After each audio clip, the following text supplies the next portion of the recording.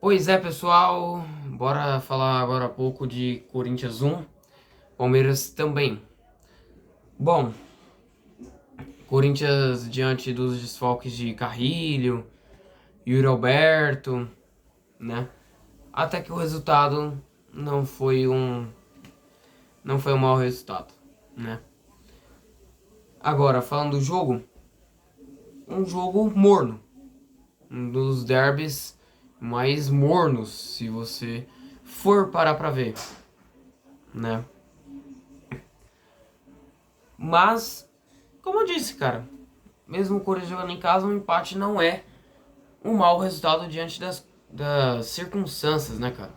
Corinthians com muitos desfalques, tem o Memphis agora também voltando de lesão, enfim. Primeiro tempo. Um Corinthians bem abaixo, bem inferior ao Palmeiras. O Corinthians achou o gol, essa que é a verdade. Uma bola parada ali, um cruzamento preciso do Garro. Mais uma vez, né? Cruzamento preciso do Garro na cabeça do Gustavo Henrique e o Piquerez desviou. E que, na minha visão, foi gol contra do Piquerez, claramente. A bola claramente não tinha direção ao gol. O Gustavo Henrique foi para escorar, né? Mas foi o gol de empate. E o que vale é que a bola tá lá dentro da rede. Depois do gol, o Corinthians sentou em cima do gol. Essa que é a verdade. O Corinthians não criou mais. O Corinthians não produziu mais. O Corinthians não. Enfim, não teve tanta vontade para vencer. A impressão que eu tive foi que o jogo de hoje pouco importava pro Corinthians. E cara, você não pode encarar um derby desse jeito. Cara, se for um jogo festivo entre um Corinthians e Palmeiras, você tem que entrar mordendo, cara. Se for para o ímpar, você tem que entrar.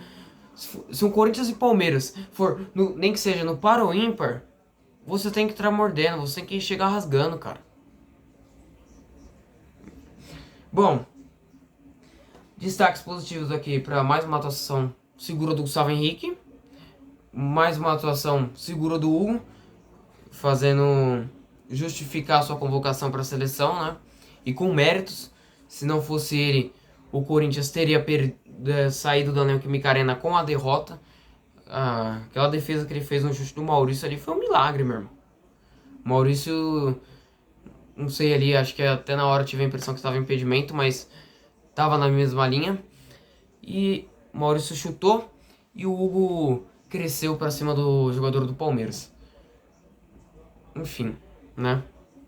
E aí, primeiro tempo também teve um pênalti completamente infantil do Charles, né? Onde o Vitor Roque converteu.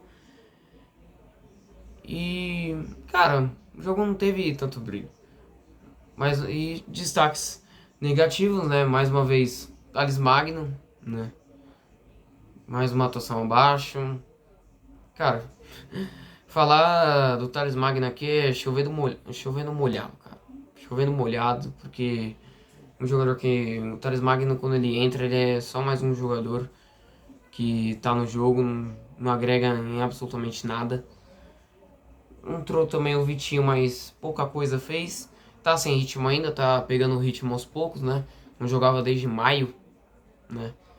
Mas o Vitinho, a impressão que eu tive do Vitinho, não só no jogo de hoje, mas nos outros jogos, é que quando ele estiver com ritmo, ele vai agregar. Porque é um jogador incisivo, é um jogador que é ambidestro, né?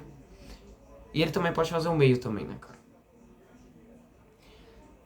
E é isso, sétimo derby do ano, que acho que, enfim, não teve tanta atuação, mas de atuação negativa teve o Breno Bidon, mais uma atuação abaixo do camisa 27 do Corinthians. E é isso, pessoal. Volto aqui, vou dar um tempo, ficar um tempo off, né? O Corinthians só volta no sábado, dia 13. Não no próximo sábado, e sim lá no outro, contra o Fluminense no Maracanã. E vai ter a pausa aí pra data FIFA.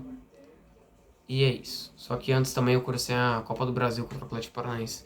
Verdade, eu volto contra o Atlético Paranaense para falar um pouquinho mais sobre esse jogo aí. Valeu, até a próxima, tamo junto e vai Corinthians!